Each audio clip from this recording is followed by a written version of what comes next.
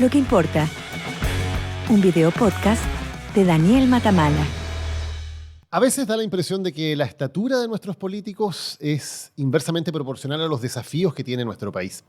Que mientras más grandes son los problemas, cuando más requieren altura de miras, visión de futuro, grandeza, más y más se empequeñecen los protagonistas de la política. Pienso en lo que está ocurriendo en estos días en la provincia de Arauco, tras el cruel asesinato de 3 carabineros. Hay aquí un desafío importante al Estado de Chile. Hay un problema muy complejo, con aristas que van desde problemas prácticos, cotidianos, del despliegue de seguridad en una zona que geográficamente es muy difícil, hasta asuntos históricos, que son tremendamente profundos. Un conflicto centenario en esa zona. Y sin embargo lo que tenemos es un desfile de políticos hablando básicamente tonteras. ¿Qué cosas hemos escuchado hasta el hartazgo? Que hay que implementar el estado de sitio. Y lo dicen con una seguridad, con una autoconfianza admirable. Y uno dice, bueno, este tipo está muy seguro de lo que hay que hacer. Lo debe tener muy estudiado. Hay que implantar el estado de sitio. Esa es la solución. Pero si uno se trata de profundizar, ¿por qué no hay argumentos? Dicen cosas como que hay que hacerlo para desplegar las fuerzas militares en la zona. Pero esas fuerzas ya están desplegadas. Esos mismos parlamentarios son los que cada 30 días aprueban que se extienda el estado de excepción de emergencia en la zona. Van, votan, aprueban ese estado que permite el despliegue militar y deja un jefe de zona militar a cargo, de la Armada en ese caso. Hay dos opciones. O son tan ignorantes que no saben lo que están votando, lo que aprueban, lo que existe desde hace 2 años, o son tan irresponsables que lo saben y les da lo mismo, con tal de lanzar una cuña que suena bien, suena decidida. Estado de sitio.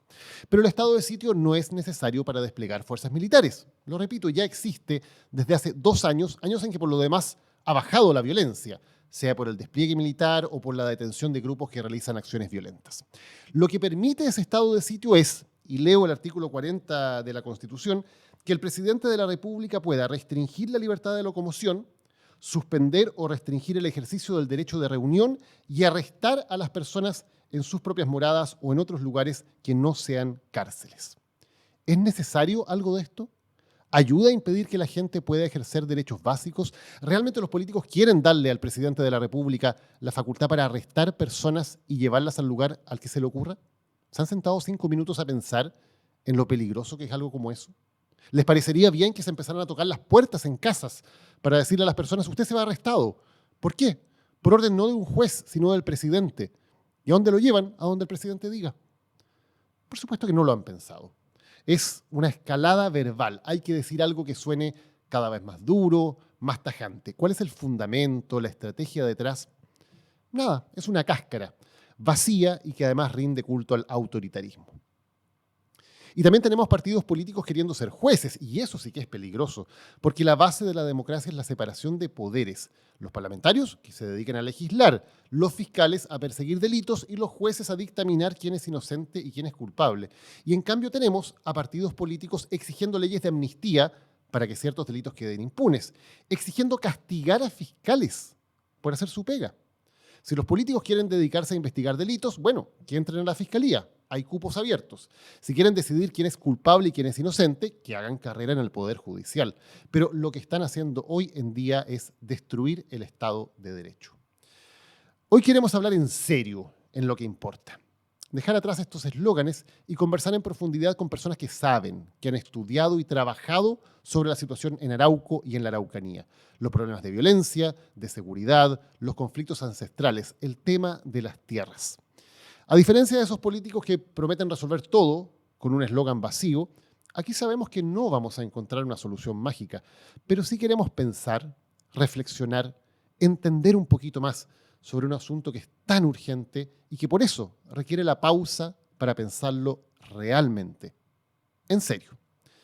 Aquí comienza un nuevo capítulo de Lo que importa.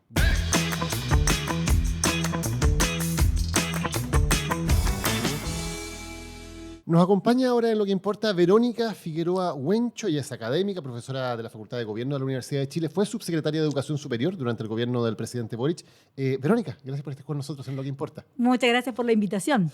Hay un larguísimo currículum, no lo voy a leer todo porque nos demoraríamos mucho tiempo, pero entre otras cosas doctora en Ciencias de la Gestión en ESADE en Barcelona, postdoctora, etc. Pero para ti, Verónica, siempre es muy importante que cuando te nombren sea con los 2 apellidos. Sí. ¿Por qué? Sí. Bueno, porque es mi rama mapuche mapuche, mi origen mapuche, mi identidad. Es muy importante para mí, sobre todo pensando, ¿no?, en los procesos que hemos vivido como pueblos indígenas, particularmente como pueblo mapuche, el relevar que estamos aquí, ¿no?, que estamos hoy día conversando, que tenemos propuestas, que somos actores claves en esta sociedad chilena, que de alguna manera se ha negado a reconocer su diversidad y su diversidad étnica, y por lo tanto es clave porque yo hoy día ocupo un espacio en una universidad estatal, he podido desarrollar una trayectoria académica también, haciendo propuestas en esta materia, y sobre todo porque cuando uno mira la educación en el caso de Chile, ¿no?, en temas educacionales, generalmente se nos asocia a un pasado, como si no existiéramos hoy día, ¿no? Y por lo tanto en esa presentación siempre es importante el señalar que existimos, que estamos aquí y que nos enorgullecemos también, ¿no?, de nuestra identidad. Y Verónica, ¿para ti fue siempre así? De niña, por ejemplo, en el colegio. ¿Te gustaba también que te nombraran por los dos apellidos? Mira, siempre es complejo, porque eso lo hemos conversado, siempre aparece en estos relatos, en estas historias. La discriminación es parte también de nuestras identidades, ¿no? Y esas discriminaciones que uno vive en el colegio, particularmente por los apellidos, particularmente también, ¿no?, por nuestro fenotipo, por nuestra apariencia, por los orígenes, en fin. Yo siempre digo, tiene dos posibilidades. Una es, te invisibilizas, que es lo que ocurre con gran parte también, ¿no?, de niños, niñas que han vivido esa discriminación, particularmente no por las burlas con los apellidos, que está asociado a eso, pero también porque el modelo educativo, nuestro proyecto educativo en Chile no es un proyecto pluricultural o intercultural, si lo queremos llamar de esa manera.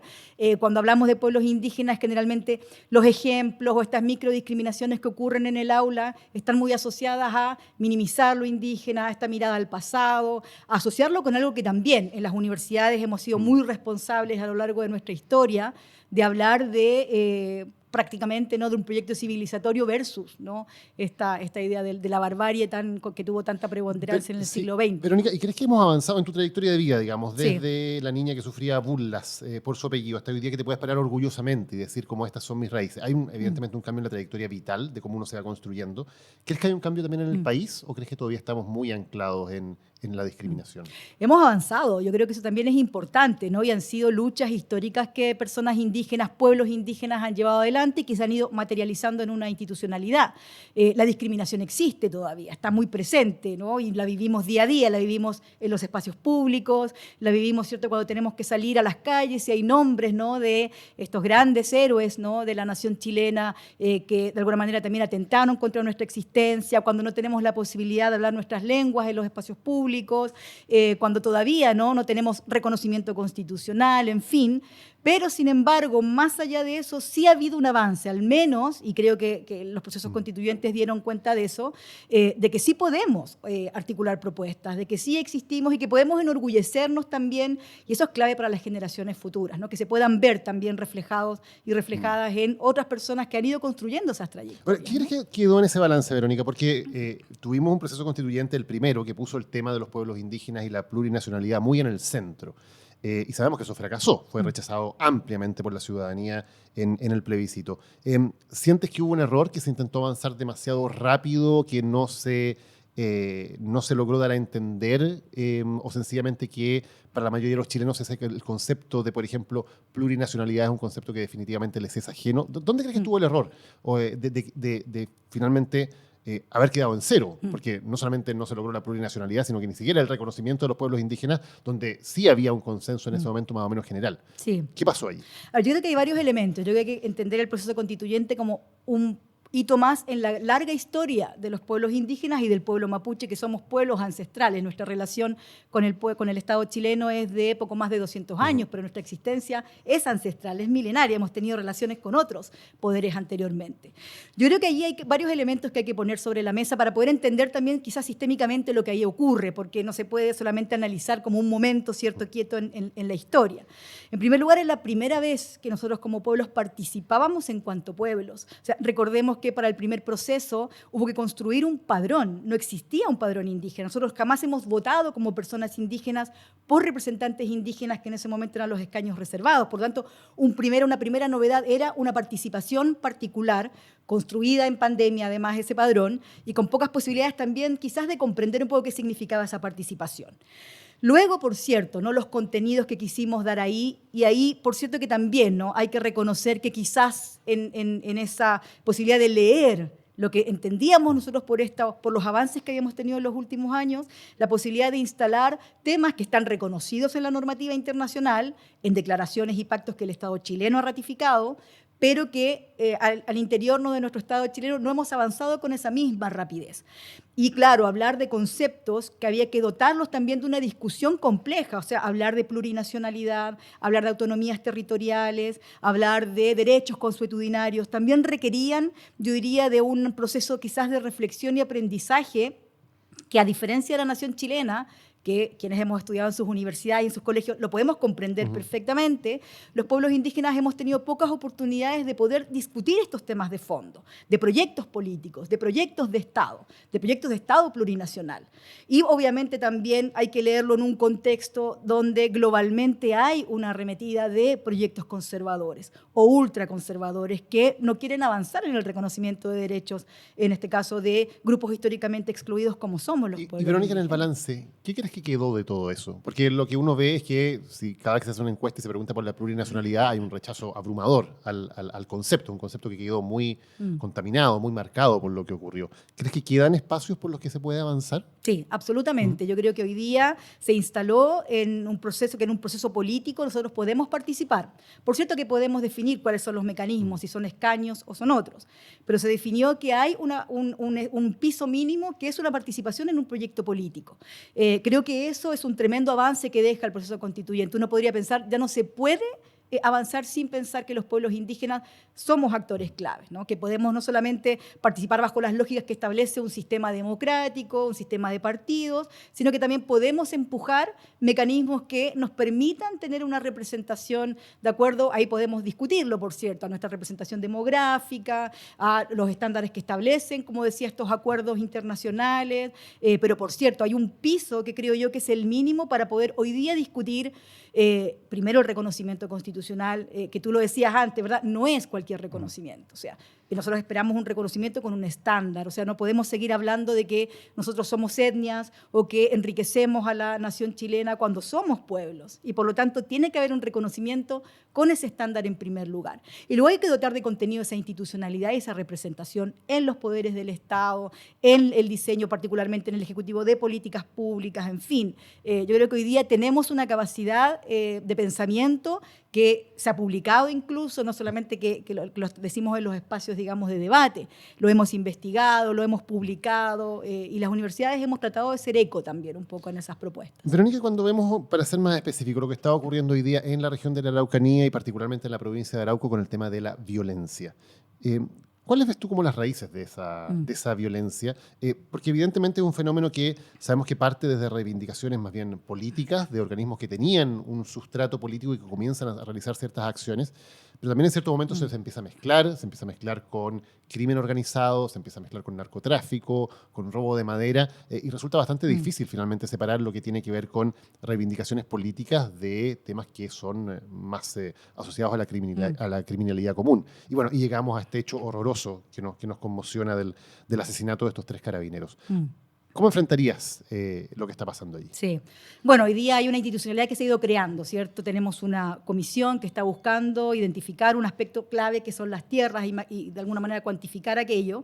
Pero como tú señalas, si uno hace un análisis, ¿no? Quizás de cuáles son los nudos problemáticos que hoy día tenemos en una región que para nosotros es territorio ancestral, que para el Estado de Chile es una región administrativa, política, en fin, pero que para nosotros es mucho más que aquello, ¿no? Estamos hablando primero, si uno quiere irse a la historia larga, que a veces cuesta hablar de ella, estamos hablando de un territorio en el que el Estado de Chile, a poco de crearse ese Estado, pactó con el pueblo mapuche a través de un tratado, el Tratado de Tapigüe, que el próximo año vamos a cumplir 200 años de ese tratado, y se comprometió el Estado de Chile a respetar esa soberanía. Pero también, dado que es un sector claramente con muchas riquezas naturales y el proyecto económico que tiene una larga data en el caso de Chile, obviamente la tierra se convierte en el gran foco de conflicto. Y el Estado comienza a generar estos instrumentos como los títulos de merced, los títulos de comisario, que van acorralando cada vez a estos pueblos, convirtiéndolo en pequeños grupos, en pequeñas comunidades, y ese territorio comienzan a intervenir otros actores. Comienzan a intervenir, por cierto, colonos, por cierto también latifundistas y por cierto también, ¿no?, políticas públicas que fueron incentivando, sobre todo en los años 70, una inversión para que empresas forestales se instalaran en el territorio. Y hoy día el gran actor quizás complejo han sido las forestales. Pero estos actores, si uno piensa Estado, pueblos indígenas hoy día convertidos en comunidades, empresas forestales, hay que ir agregando otros actores, ¿no? Comienzan obviamente estas reivindicaciones por una desconfianza del Estado y por grupos que reivindican el uso de la violencia, que no es la que nosotros como mapuches en general apoyamos cuando vamos por las vías institucionales, pero luego también se empieza a enredar, empiezan a entrar grupos como el narcotráfico, las mafias vinculadas al robo de madera, guardias privados para las empresas forestales, y por lo tanto el tema de la seguridad es el que se empieza a tomar la agenda urgente, dejando de lado una agenda que quizás políticamente es menos atractiva, pero que la experiencia internacional lo que muestra es que es el camino, que es tomar grandes acuerdos, dialogar, sentarse por fin a pensar los temas de fondo. Mientras eso no ocurra, por cierto que le damos, ¿no?, mayor, yo diría, incentivo a estos grupos que optan por la violencia y que cometen, obviamente, situaciones como estas que hemos vivido, pero que también empiezan a enredarse de tal manera cuando la institucionalidad del Estado, cuando hablamos de carabineros, hablamos de una institucionalidad del Estado, que también se ve afectada, obviamente, por esa violencia, pero que a su vez también, ¿no?, esa violencia ha sido, de alguna manera, cuando uno piensa en los casos recientes, el caso de Camilo Catrillanca, por ejemplo, también afectan la credibilidad de la institucionalidad. Hay evidentemente una desconfianza hacia el Estado, lo mencionaba, está el caso Catrillanca, está el caso de la Operación Huracán, en que derechamente se inventan pruebas para intentar culpar a ciertas personas de actos delictuales. Y por lo tanto hay una desconfianza muy fuerte del Estado. Ahora, también los propios mapuches son víctimas de la violencia. Sí. Son los principales víctimas de la violencia que ocurre en la zona. Cuando hablamos de soluciones de fondo, por ejemplo, tú mencionabas el tema de las tierras. Aquí se fueron acorralando a los pueblos mapuches hasta convertirlos en comunidades y el resto de las tierras fue básicamente, mucha de ella terminó en manos de las forestales, que son quienes las explotan hoy día. ¿Cómo se soluciona eso? Porque no hay más tierra. No se puede crear mágicamente tierra para devolver toda la tierra que correspondía a los pueblos originarios, incluso la que estaba entregada con los títulos de merced. Es imposible devolver toda esa tierra. ¿Qué se hace? O sea, siempre es posible. Aquí lo que yo creo que más bien lo que yo decía, la experiencia internacional lo que muestra es las miradas de largo plazo, grandes acuerdos políticos. Pero no solamente hablamos de acuerdos políticos partidistas. Pero, perdón, sí, eso es súper importante. ¿Acuerdos políticos con quién? ¿Quién tiene que estar? Porque también otra de las discusiones es saber, hay grupos que han ejecutado hechos de violencia. Sí. ¿Esos grupos hay que conversar con ellos? ¿Se puede dialogar cuando alguien realiza hechos de violencia? O sea, yo creo que así lo han dicho distintos actores, el diálogo siempre es, hay que invitarlos a todos, hay que dialogar. Hoy día hay grupos que no quieren dialogar. Y difícilmente uno puede obligar a sentarse a la mesa a grupos que no quieren dialogar, que han dicho no solamente dialogar con el Estado, sino también dialogar con propuestas que los propios pueblos o quienes pertenecemos a pueblos indígenas hemos propuesto. Yo creo que hoy día el tema tierra sin duda es un gran nudo que hay que definir, no solamente cuantificar, sino también cuando hablamos de tierras y hablamos de territorio, que es un concepto distinto para los pueblos indígenas, tenemos que hablar de cuál es la gobernanza que le vamos a dar a esa tierra. ¿Me puedes explicar, Verónica, por qué es distinto tierra y territorio? Sí, eso es muy importante y una muy buena pregunta, porque desde la perspectiva mapuche, desde la perspectiva de los pueblos indígenas en general, un territorio es mucho más que un pedazo de tierra que yo puedo medir, ¿cierto?, en hectáreas. Un territorio para nosotros está, de alguna manera, poblado por todos aquellos elementos que le entregan un equilibrio a ese territorio, que son elementos materiales, uno piensa en la flora, la fauna, pero también la cercanía a los volcanes, a los lagos, a los bosques, genera energías, intercambios entre todos quienes habitan ese territorio y por lo tanto los seres humanos somos un habitante más de ese equilibrio. Cuando se interviene en esos territorios, ¿no?, hay un desequilibrio que no solamente afecta a los pueblos indígenas o al pueblo mapuche, sino a la humanidad en general, y es lo que estamos viendo hoy día a propósito de las discusiones en torno al cambio climático, ¿no?, y la necesidad de hacerse cargo de la biodiversidad. Por lo tanto, cuando hablamos de la necesidad de pensar no solo en tierra, sino en territorio, es cómo le vamos a dar una gobernanza a esos territorios indígenas, qué niveles de autogobierno les vamos a dar, qué sistemas de financiamiento van a tener, cómo se instalan allí escuelas, universidades que vayan dotando de sentido a esos territorios. Lo que hoy día ha ocurrido más bien es que cuando se piensa en las áreas de desarrollo indígena, que fue la respuesta que dio la ley en su momento, es más bien focos de inversión pública, Pero para nosotros una gobernanza territorial es mucho más que eso, ¿no? Es pensar, bueno, ¿cómo podemos en este territorio no solamente resguardar lo que existe aquí, sino cómo nos relacionamos también con el resto del Estado, pero como siendo parte del Estado, no siendo un espacio al que uno se le delega un cierto nivel de poder y luego es, bueno, vean cómo lo solucionan. Claro. Somos parte de un Estado. Y hay un problema de visión muy profunda que es distinta, porque en la visión de la sociedad occidental, capitalista, la tierra es un elemento más que se puede transar, ¿no? La tierra tiene un valor económico, se compra, se vende, tal como otros elementos de producción. Ese es el valor que se le entrega.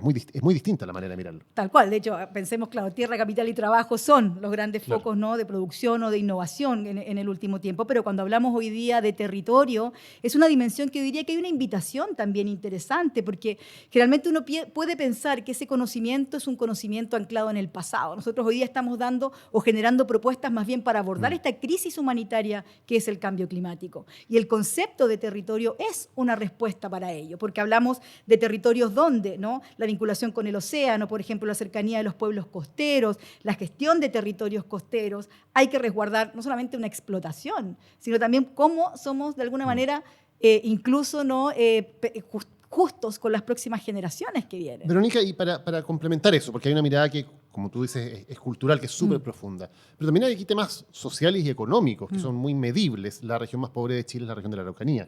Todas las comunas más pobres de Chile con mayores niveles de pobreza son comunas de mayoría de población indígena. Cuando uno compara entre población indígena y no indígena, en todos los indicadores, desde porcentaje de pobreza, esperanza de vida, acceso a la educación, en todos esos factores, los chilenos que son indígenas están actualmente en una situación de desmedro con respecto a los chilenos no indígenas.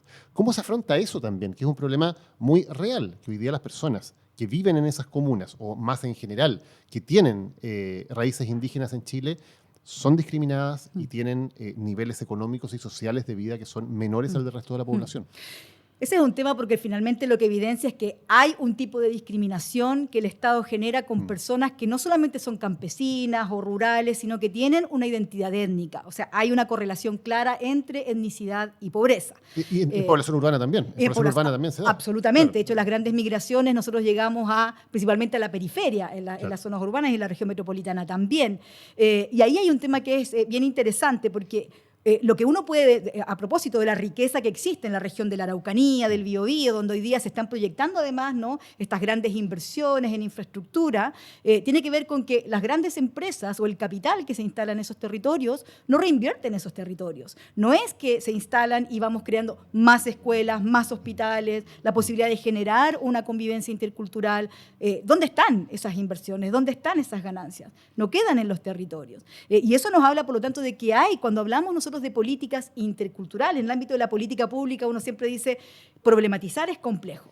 Y si a eso además le ponemos ingredientes de parte de la población que se autoidentifica como parte de otro pueblo, por cierto que el problematizar eso es más complejo, pero no podemos nosotros dejar en esa ecuación fuera el rol que tiene la inversión privada o el rol que ha tenido también la mirada del propio Estado. O sea, el Estado ha tenido una mirada de seguridad en esos territorios, no ha existido un Estado integral propiamente tal, y eso también se evidencia en estos indicadores de pobreza, obviamente. Y ahí, Verónica, te lo preguntaba porque uno puede decir que hay dos elementos que tal vez pueden sonar contradictorios, ¿no? Por un lado, por ejemplo, las inversiones, las forestales, por ejemplo, u otras inversiones que se provocan, uno dice, bueno, eso puede ser positivo porque generan fuentes de trabajo, generan desarrollo, construyen caminos, etc.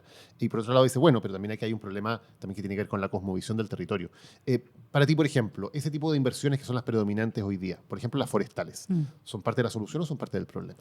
No, claramente son parte del problema. Si no hay un cambio en la forma en la que hoy día se relacionan con esa explotación, son parte del problema. O sea, aquí lo que tenemos que entender es que la instalación de las empresas forestales, subsidiadas de manera importante por el Estado, de hecho, en los años 70, se convierte en un problema porque lo que instalan en gran parte de ese territorio, no solamente en territorios en disputa, sino que es el monocultivo.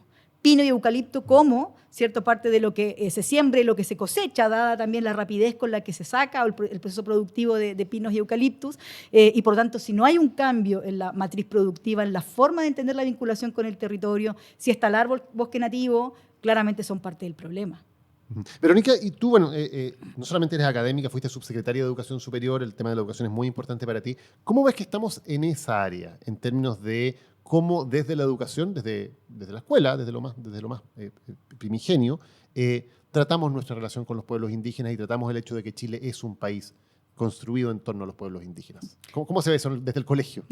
Mal estamos, porque no ha habido un cambio. Si uno mira los currículums, si bien tenemos un programa de educación intercultural bilingüe desde fines de los años 90, no es un programa ambicioso, no es ni intercultural ni tampoco bilingüe. Lo que tenemos más bien son pequeñas inversiones, ¿no?, en colegios con una cantidad de matrícula indígena, pero no hay una promoción de la interculturalidad. Yo diría que hoy día hay una tensión entre el conocimiento indígena y el conocimiento occidental que se da en los colegios. No hay actualización de currículums, los libros siguen tratándonos, ¿no?, con cifras del pasado, no se tratan temas de derechos, por ejemplo, en nuestra formación, y no estoy hablando solo de la educación temprana, en las universidades también. ¿Cuántos autores o autoras indígenas leemos? ¿Cuántos autores, en el caso de la Universidad de Chile en particular, hemos tenido premios nacionales negacionistas de la existencia de pueblos indígenas? Hoy día emergemos académicos, académicas, estudiantes que nos autoidentificamos y que queremos ser parte de alguna manera de esa construcción.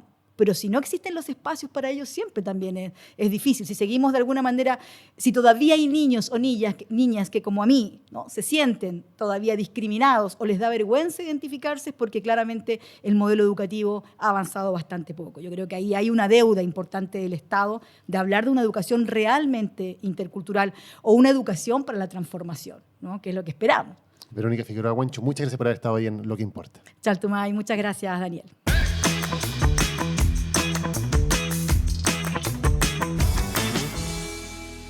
Vamos a conversar ahora con Alfredo Moreno. Alfredo fue, entre otros muchos cargos, presidente de los grandes empresarios en la CPC, director de empresas, tuvo un gran rol también en los dos gobiernos del presidente Piñera, como canciller, como ministro de Obras Públicas, como ministro de Desarrollo Social, y encabezó una iniciativa de la cual vamos a hablar ahora porque creo que puede dar algunas luces acerca de cuáles son los caminos de salida para este tema. Alfredo, gracias por acompañarnos en Lo que Importa. Muchas gracias por la invitación.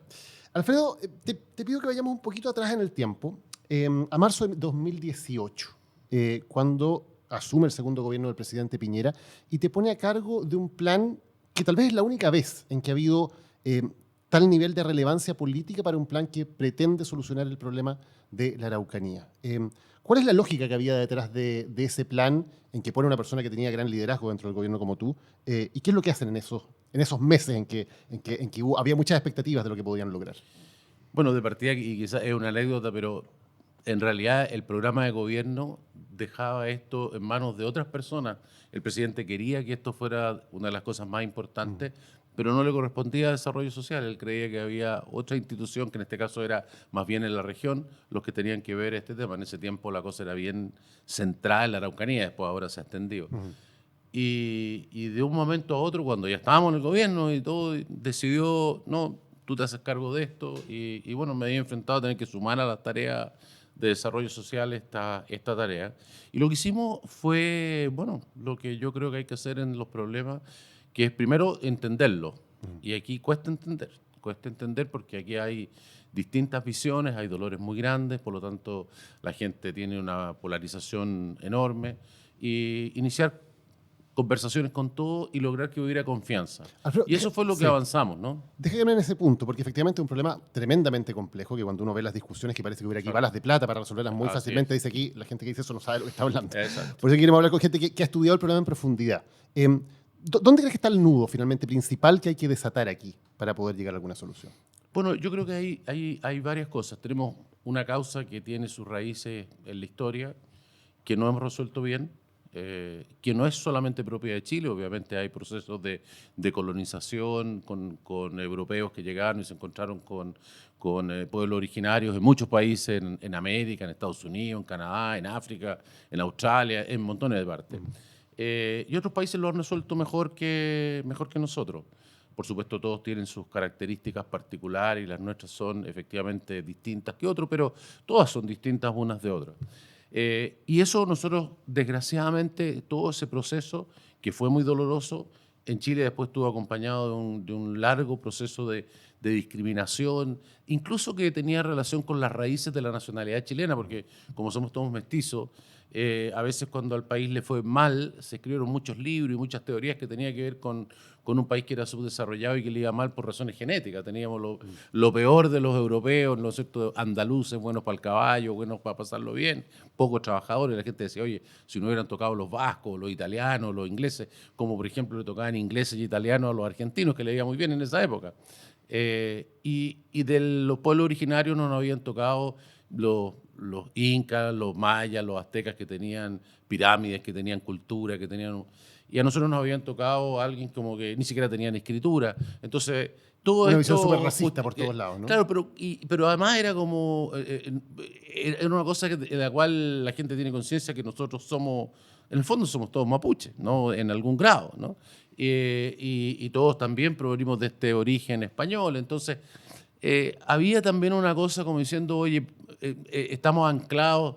Bueno, eso por supuesto hoy día es la ridiculez más grande. Yo cuento esto mismo en las universidades cuando me toca ir a hablar, los cabros jóvenes se mueren de la risa. O sea, toda esta cosa de que la gente depende de su genética o de su historia, y todos sabemos que dependemos de nosotros mismos, dependemos de las reglas que nos demos, dependemos de cuán bien lo hagamos. Entonces, eso es lo primero. Lo segundo, hemos dejado correr esto mucho tiempo y hay muchos dolores, ¿no? Nosotros hemos estado en la comisión que me toca presidir con más de 200 grupos, y escuchar las historias son una cosa conmovedora, que la gente que está en Santiago, en otros lugares, no se imagina lo que es vivir en un lugar en que tú no sabes si te van a atacar ese día, o que te sacaron en pijama de tu cama y te quemaron, o lo que se vive en las comunidades indígenas, donde está la mayor pobreza de Chile y donde existe toda esta discriminación, y te cuentan cómo los trataban en el colegio, cómo su abuelo o su padre se cambió el apellido para que los hijos y los nietos no fueran, digamos, reconocidos como mapuches. O sea, una cosa terrible, ¿no? En todos los sectores. Y cada uno conoce sus propios dolores.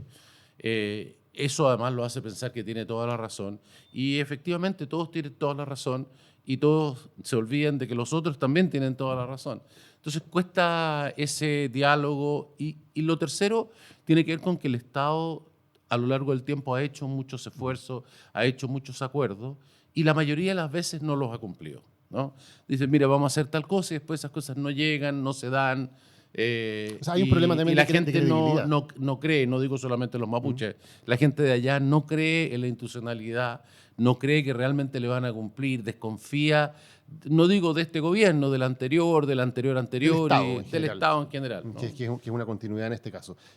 Ahora, durante esos meses del año 2018 hubo un clima de bastante optimismo, de muchos avances. Se entendía que había una posibilidad bastante única de llegar a un acuerdo, tal vez porque se comprendía por primera vez la importancia del problema, ¿no? También desde Santiago, y se le daba una prioridad. Y eso de alguna manera se acababa con el asesinato de Catrillanca, ¿no? Cuando ocurre ese hecho y evidentemente el clima cambia completamente. ¿Fue ese un punto de inflexión de alguna manera que significó que finalmente ese plan no pudiera concretar lo que prometía? Fue un punto de inflexión sin duda. En la primera etapa a mí no me afectó, porque más bien se centró, digamos, en la gente que estaba a cargo de la seguridad, pero fue un golpe muy fuerte para el gobierno, fue un golpe muy fuerte para el Ministerio del Interior, y hay que recordar que todo este clima positivo había llevado a que los atentados prácticamente se habían detenido, ¿no?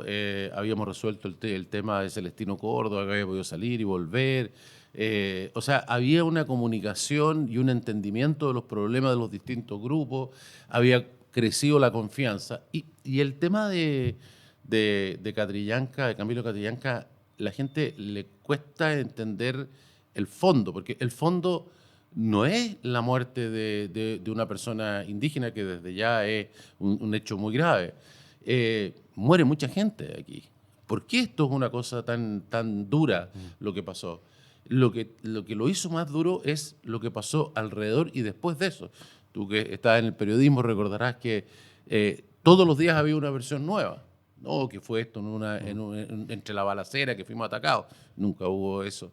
Que no tenemos cámara, que no la traje, que ese día no lo usé, apareció una cámara, después dos, después un encubrimiento, un intento de encubrir lo que después había de todas las cámaras, ¿no? Claro, y esto se montó sobre una cosa que a la gente también se le olvida, que la operación Huracán fue 8 o 9 meses antes. Sí, esto que se logró en la Araucanía fue 8 meses solamente, entre marzo y noviembre. En noviembre pasó lo de Catrillanca. Pero en febrero había sido lo de la Operación Huracán, donde se habían inventado todas las pruebas. Entonces, la desconfianza en el mundo, llamémosle indígena, respecto de lo que estaba pasando, fue tremendo. Nosotros, además, el presidente, el 11 de marzo, cuando asumió el presidente Piñera, tuvo que sacar a 60 oficiales generales de Carabineros, incluyendo al director general, porque la presidenta Bachelet, en ese mes que había transcurrido, no había tomado ninguna medida con Carabineros. Entonces, esto también fue un gesto de decir, oye, si Carabineros cometió un error, bueno, aquí está el costo Todo esto antes eso. del estallido. Todo esto fue antes del estallido. ¿no? Mucho antes del estallido, estamos hablando de un año y medio antes, ¿no? Claro.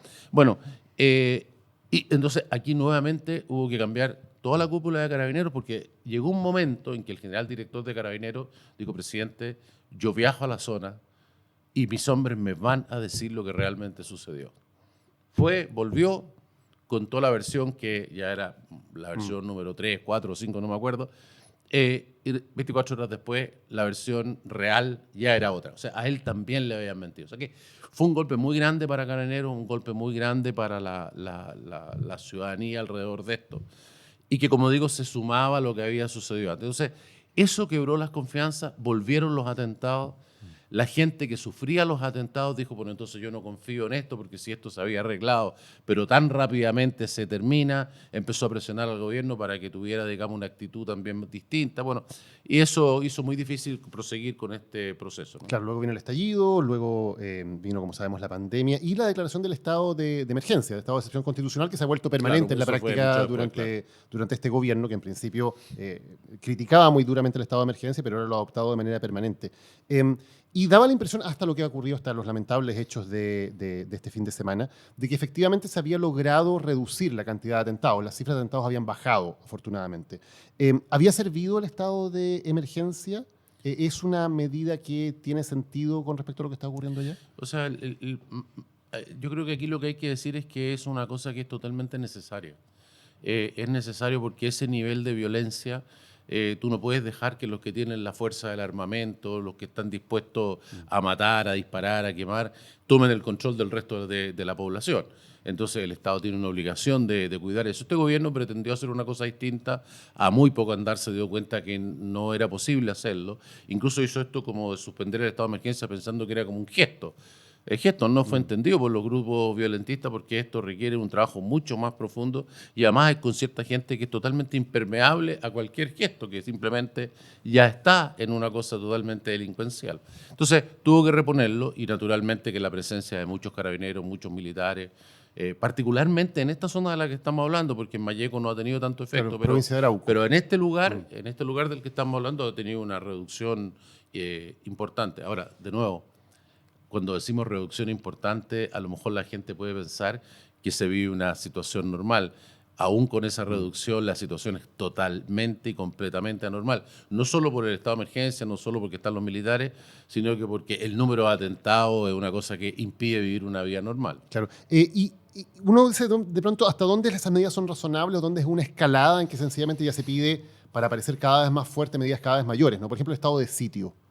¿Hace algún sentido pensar en estado de sitio en bueno, la zona? los que tienen que, digamos, juzgar eso son los que están ahí, pero digamos, lo que entiendo es que lo que tienen, más la posibilidad de tener toque de queda en la situación en que está, la gente del Ministerio del Interior ha mostrado o ha señalado que le da prácticamente las mismas condiciones que lo tuviera, pero yendo un poco más al fondo de lo que tú preguntas, aquí hay que asegurar el orden, pero el orden no va a resolver el problema.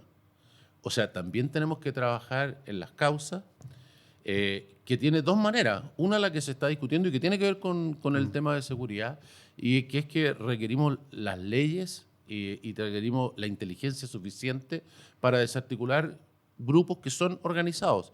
Son, entre comillas, pequeños grupos de personas, pero organizados, armados, con bastantes recursos económicos producto del robo de madera, del narcotráfico, del robo de vehículos, en fin. Y esos grupos todos sabemos cómo se desarticulan. No, ellos, en general, es muy raro lo que acaba de pasar ahora, en general no se enfrentan ni con los militares, desde ya con los militares no, ni tampoco con la policía. Cuando hay un enfrentamiento es en general porque los pillaron en algo que estaban haciendo. Claro. Ellos atacan a gente que es totalmente indefensa. Ellos van a un campo, sacan una familia de su cama, gente que no se puede defender, le queman su casa, le queman sus cosechas, o van donde una persona que tiene unas máquinas, que está trabajando, que tiene un guardia, pero que está totalmente desarmado, bueno, lo amarran o lo hacen arrancar y queman todo. Pero en general no tenemos un grupo así que dice, bueno, aquí están los militares, hay 100 militares, yo voy a llegar con otros 100 para pelear contigo. Claro. Eso no, esto es muy raro lo que acaba de suceder. ¿Y tienes alguna explicación de esto? Que, como dices tú, sale de toda la norma de lo que estábamos viendo. ¿Tienes alguna explicación de qué puede haber pasado? ¿Por qué pueden haber actuado de esta manera? No lo sé y espero que la Fiscalía lo determine lo más rápidamente posible, pero yo creo que el fiscal nacional ha sido claro que aquí hay dos, llamémosle, grupos de hipótesis que pueden demostrar también ser equivocadas, pero digamos que parecen plausibles. Uno que es, ¿no es cierto?, un grupo de algunos de los que operan en esta zona, que no hay uno solo, que han demostrado ser bastante violentos y que haya dado un paso más allá, ¿no? Producto que los están encarcelando, producto de que hay más control, producto que se sienten más poderosos porque tienen más armamento, más municiones, armas mucho más poderosas. Y que todo eso los haya llevado a decir, bueno, ¿sabe una cosa? Vamos a dar un paso más allá, vamos a enfrentar al Estado, le vamos a mandar un recado clarito. El día del aniversario de Carabineros, ustedes dicen que nos van a controlar, digamos, por la fuerza, nosotros los vamos a enfrentar por la fuerza y aquí tienen sus carabineros y además los quemamos para que, ¿no? Entonces, eso no podemos descartarlo, pero hay cosas que al menos no calzan, primero porque no hemos visto eso, y como digo, sería un paso además gravísimo que así fuese la interpretación. Además no hay nadie que haya dicho, bueno, nosotros lo hicimos, que es lo típico de, dice, lo reivindicamos y pedimos que suelten a tal persona o que hagan tal cosa. La otra línea que ha señalado la Fiscalía y que es posible, es que esto tiene algunas señas de crimen organizado más parecido a lo que conocemos acá. Las dos cosas no son completamente separables porque estos grupos están mezclados, pero aquí aparece un ensañamiento más propio de los grupos organizados que dejan cosas como para que las personas que están alrededor digan, le quede claro el poder que tienen, el daño que significa enfrentarse con ellos, como lo hemos visto en muchos de los cadáveres que hemos encontrado en Santiago y en otros lugares. Alfredo, este es un punto, ¿no? El de la seguridad, y hay acuerdo en que evidentemente es un desde poder asegurar la seguridad en la zona. Pero como tú decías, eso por sí solo no resuelve el problema, es un conflicto mucho más profundo. Hay en este momento funcionando una comisión para la paz y el entendimiento, que es transversal, tú eres uno de los presidentes, el otro es el senador Francisco Buenchumilla. ¿Cuál es el trabajo que están haciendo? ¿Y cuál es la mirada que tienen en torno a que otras, a mantener la idea de que aquí hay temas que solucionar, más allá de solamente el tema de la seguridad? Exacto. Aquí hay dos cosas que se han mezclado, desgraciadamente. Uno que es este problema, digamos, entre el Estado de Chile y el pueblo mapuche, con toda esta historia larga de discriminación, pobreza y de asuntos no resueltos, ¿no? Y eso requiere una solución. Chile tiene una solución, tiene una ley indígena, hoy día no da el ancho de lo que se requiere, de lo que se necesita por distintas razones. Todos los grupos lo están pasando sumamente mal. Te voy a dar solo un ejemplo, ¿no? Hemos reunido, lo primero que hemos hecho es reunir toda la información. Hoy día la ley indígena se hace en 2 etapas la entrega de tierra. Una primera etapa en que las personas postulan y se le entrega lo que denominan una habilitación o como quien dice, una aprobación que dice, señor, le hemos estudiado sus papeles, le vamos a entregar tierra. Pero eso no indica cuándo, no indica qué, no indica nada, no señala cuál. Bueno, es decir, que es una especie de reconocimiento de deuda, pero que no tiene plazo, que no tiene nada. Bueno, hoy día tenemos 700 comunidades que tienen ese papel. Más o menos se entrega... Perdón, para entender, 700 comunidades que tienen un papel en que el Estado de Chile le dice, le debemos algo, digamos. Y que se lo vamos a entregar. Se lo vamos a entregar, en algún momento. En algún momento, Ya. ¿no? Se entregan más o menos 10, 12 campos al año. O sea que le estamos diciendo a unas personas que se lo vamos a entregar, pero eso en realidad el Estado no tiene ninguna capacidad en lo que estamos haciendo hoy día de realmente poder cumplir con eso. Hoy día las personas que se le están entregando son personas que recibieron ese papel hace 25 años. Imagínate la desconfianza que ha generado, porque ahí probablemente en esa familia, en esa comunidad, ya pasó una generación, eventualmente 2. Claro. Bueno, ahora las personas lo están recibiendo, que hacen fiestas cuando reciben ese papel, Lo que no tienen a lo mejor completamente asumido, pero lo van a conocer a medida que pasa el tiempo, es que para poder recibirlo se requieren 70 años. Y hay otras 900 comunidades que están haciendo el proceso. Aproximadamente el 80% de las comunidades que presentan esto se les dice que sí. O sea que ya tenemos del orden de, pongámoslo en cifras, otras 700 más. O sea que ya necesitamos más de 100 años para que esto. O sea que estamos entregando papeles, vamos a causar, ya tenemos una frustración gigante, vamos a causar una mucho peor. Estamos además ofreciendo una cosa de la cual no disponemos porque no hay esa capacidad, esa tierra, ni esos recursos para poder hacerlo. Entonces, esto es una cosa que tenemos que detener ya y que tenemos que pensarla de nuevo, tenemos que sincerar las situaciones que tenemos y tenemos que buscar una manera distinta de resolver esto. ¿Cuál es esa manera? Bueno, espere noviembre. Yo soy uno de 8. Pero opinión personal. Es que no creo, digamos, que deba dar mi opinión personal, porque lo que hemos hecho nosotros en esta comisión es ponernos de acuerdo en un hecho que a mí me parece muy importante, que no lo requiere la ley ni el decreto que la formó, que es que lo que vayamos a proponer lo vamos a proponer por unanimidad.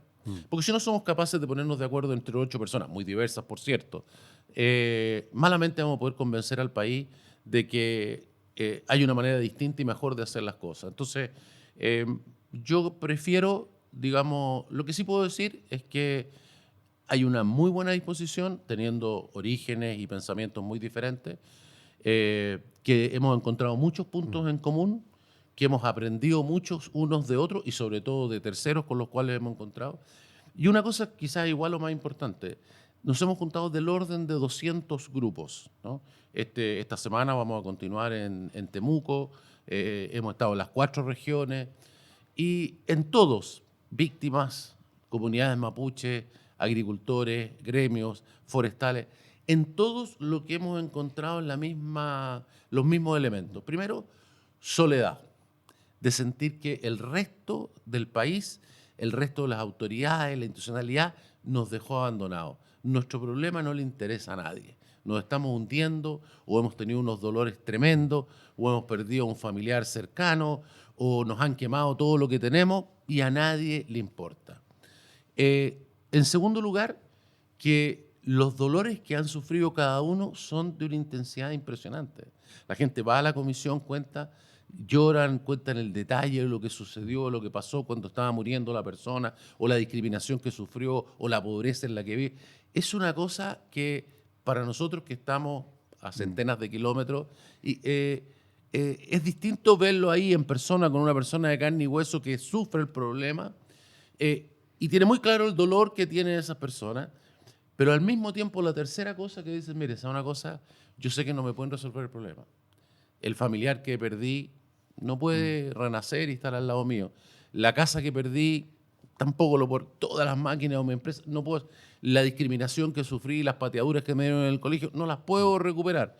Pero sí estamos dispuestos y creemos nosotros que sí podemos hacer que no le pase esto a otras personas. Alfredo, y que alguien nos dé una mano, que no va a volver a eso. O sea, hay una disposición, yo creo, muy positiva porque todos los grupos, la situación en la que están es muy mala y no tienen nada que ganar en mantener la situación actual. pero aquí lo decías, hay un problema de tierras en un lugar y la cantidad de, no solamente de reivindicaciones, sino de reconocimientos que el Estado de Chile hace sobre que son justas esas reivindicaciones, no calza con la cantidad de tierras que hay disponibles. Es un problema aritmético, digamos. Así es. ¿Hay cómo solucionarlo? ¿Hay que buscar medidas alternativas? ¿Hay que sincerar, no les podemos dar tierra? ¿Hay que buscar otra manera de hacer esa reparación?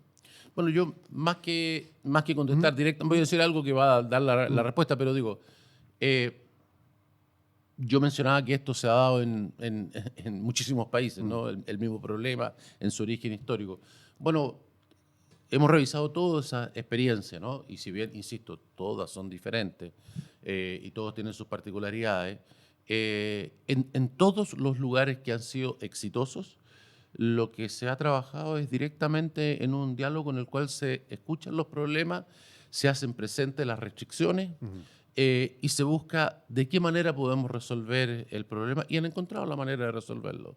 Teniendo básicamente el mismo problema que tenemos nosotros, ¿no? En todos los lugares. Claro. Así que tiene perfectamente una solución. Claro que hay que vencer muchos prejuicios, pero obviamente que tiene una solución. Y cuando se habla también del tema más de reconocimiento del país hacia una cultura, ¿no? Tuvimos toda esta discusión en el Consejo Constitucional, que sabemos que finalmente fue rechazada ampliamente por la ciudadanía, de un Estado plurinacional y de una serie de medidas que iban en ese ámbito y que finalmente claramente no fue algo aceptado por la mayoría de los ciudadanos. ¿Hay algo de eso que se puede rescatar? A ver, yo diría que aquí hay dos cosas. Yo creo que ha sido muy claro, no solamente el país, sino que las votaciones en contra de eso, en donde hay más población indígena, fue aún mucho más. Sí, claro. O sea, yo creo que el tema de si los mapuches son chilenos o no son chilenos, yo creo que ha quedado resuelto, no digo por el país, por ellos mismos, ¿no? Entonces, yo creo que el punto es cómo nos entendemos entre nosotros, cómo hacemos una sociedad que lo que sí es diversa. Lo que eso sí que, y eso no tiene que ver solo con los mapuches, aquí tenemos que hacer una transformación en el país que pasa de ser un Estado unitario y uniforme a ser un Estado unitario pero diverso en muchos temas, no solo este. Este es como la punta del iceberg de un problema más grande y que tiene muchas facetas. Pero dicho eso, hay una cosa que a veces la gente lo puede confundir, pero que no es exactamente lo mismo y que tiene que ver con el reconocimiento, en primer lugar, de la historia. Aquí, afortunadamente, en Chile tenemos un trabajo espectacular que hizo la Comisión de Verdad y Nuevo Trato, donde está relatado cuál es la historia, pero hay que asumirla, ¿no? Hay que asumirla como Estado, como país. Y eso hace muy bien, ¿no? Hace muy bien que cuando existe un problema, tú puedas decir, mire, a lo mejor yo no sabía, esto yo no lo hice, ¿no? Esto fueron muchas generaciones atrás. Además te tocó vivir esto y al otro sector que tuvo los ataques, mire, a usted le tocó vivir esto. O sea, creo que eso requiere sinceridad. Y segundo, si voy a dar una idea que es mía, pero digo, por ejemplo, visité yo Nueva Zelanda. Parte del reconocimiento y algo que se escucha mucho en Chile tiene que ver con rescatar la lengua. Es como una manera de decir yo valoro tu cultura, ¿no? Y eso yo creo que evidentemente que hay que tener. Por ejemplo, en Nueva Zelanda crearon el Instituto de la Lengua Maorí. En el acuerdo original, el objetivo de ese instituto es apoyar a que haya más hablantes de maorí en el pueblo maorí, que no se perdiera la lengua en ese pueblo. Con los años han visto que ese objetivo en realidad hay que modificarlo, que lo que necesitan es que haya un instituto maorí que le enseñe la lengua maorí, o más bien la cultura maorí, al resto de los neozelandeses. Lo que ellos han descubierto, que tiene un valor enorme que los neozelandeses, que tienen 17% de maoríes y que además hasta el año 1960 no había ninguna pareja mixta, o sea, donde no hay, digamos, una raza mestiza, sino que son dos pueblos completamente separables perfectamente. Eso ellos dijeron, mire, lo que tenemos que hacer es incorporar esto y nosotros no somos ingleses, somos ingleses pero que tienen esto, y tú ves el haka, por ejemplo, claro, en el que partido es parte de rugby. de la identidad cultural con que Nueva Zelanda se presenta al mundo hoy día. Entonces uno tiene que asumir de alguna manera que, digamos, no podemos seguir de espalda a nuestras raíces. Nosotros somos mapuches. ¿Tú estás aprendiendo Todos. mapudungun? Yo estoy aprendiendo mapudungun, no es tan fácil, debo decir, hay que dedicarle tiempo, pero el problema no es aprender mapudungun, es aprender, digamos, la cultura que hay atrás, porque las palabras tienen, digamos, un significado, ¿no? Cuando los pueblos tienen distintos lenguajes, aunque tú tengas un traductor, no necesariamente entiende lo que la persona al decir esa palabra tuya lo traduzco a la palabra tuya, pero tiene otra concepción porque la cultura, lo que le dio el origen a esa palabra es otra cosa. Bueno, entonces las comunidades mapuches tienen, y en eso hoy día tenemos mucha suerte, porque la cercanía con la naturaleza, el conocer los árboles, ciertas formas de relacionarse, hoy día tienen un valor que hace algunas décadas atrás el mundo occidental no valoraba. Alfredo. Hoy día tenemos mucho que valorar. O sea que ahí tenemos una cosa cultural que tenemos que hacer que no sé cuán fácil va a ser, pero que efectivamente se necesita, porque, insisto, esta es la manera del Chile del futuro Y quizás si somos capaces de esto, vamos a ser capaces también de otras cosas, ¿no? Alfredo, y muchas veces cuando se habla de este problema se dice, en este problema nadie se quiere meter, porque no hay cómo arreglarlo, es un cacho, los gobiernos tratan de dejarlo ahí como un poco debajo de la alfombra, pasar de un tema donde dicen es comprarse puros conflictos. Tú te metiste en este tema profundamente, no te fue bien, no lograste esa conclusión, ahora estás de nuevo. ¿Sigues siendo optimista en que esto tiene solución? O sea, yo creo que no hay ninguna duda de que tiene solución. Pero que la podamos alcanzar. Por eso, depende de los chilenos que realmente podamos resolverlo. Hemos resuelto problemas bastante difíciles a lo largo de nuestra historia. En esto, nuestra actitud ha sido la que tú describes. La gente prefiere no mirar. Te comentaba yo lo que decían las víctimas de todo tipo de allá y uno dice, pucha, si la gente de Santiago escuchara esto, ¿no? Si lo viera, pero no lo vemos, ¿no? Esta cosa a distancia no es lo mismo. Entonces, esta cosa requiere hacer un esfuerzo como país. No hay manera de resolver esto si el resto del país no dice, mire, vamos a priorizar esto y vamos a poner un esfuerzo, vamos a poner recursos, vamos a poner una disposición de ánimo, vamos a buscar la concordia. Si no hacemos eso, obviamente que no se puede, ¿no? Porque esto es recomponer relaciones humanas, con muchos dolores entre medio. Aquí es fácil ver enemigos unos con otros. Al segundo estamos, digamos, en bandos opuestos. Entonces, sí se puede. Yo personalmente no tengo ninguna relación con esta zona, no tengo ninguna relación con el mundo mapuche previa, pero tuve la experiencia por la responsabilidad que me dio el presidente en aquella época y francamente me siento comprometido porque yo vi el dolor de las personas. Veo también en el otro mundo que me toca vivir que no es apreciado. En tercer lugar, las personas además tienen una concepción del problema que es total y completamente equivocada. No porque no tengan razón, tienen razón, pero tienen razón en el sentido de que ven un aspecto, ¿no? Es como mirar un jarrón desde un lado, yo te lo describo.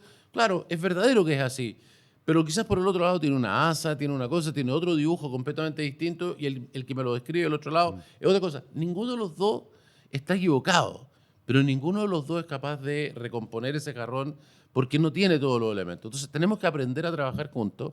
De otra manera, no hay manera de salir de esto. Y lo que yo he visto, y de ahí nace el optimismo, estoy clarísimo que es un problema dificilísimo, pero el optimismo nace de que veo disposición de la gente que está allá de decir, no quiero seguir viviendo lo que estoy viviendo y estoy dispuesto a considerar, con mucha desconfianza, por supuesto, y con mucho temor, un cambio en esto, porque la situación que tenemos hoy día nos está destruyendo como región, como familia, como empresas, como comunidades, todos se están yendo al tacho. Alfredo Moreno, muchas gracias por habernos acompañado hoy en Lo que Gracias a importa. ti.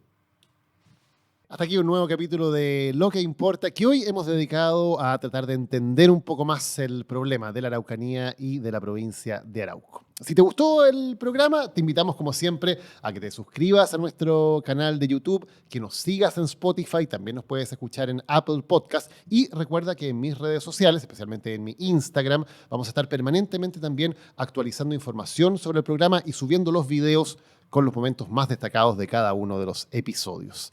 Nos encontramos la próxima semana en otro capítulo de un tema que importa. Lo que importa. Un video podcast de Daniel Matamala.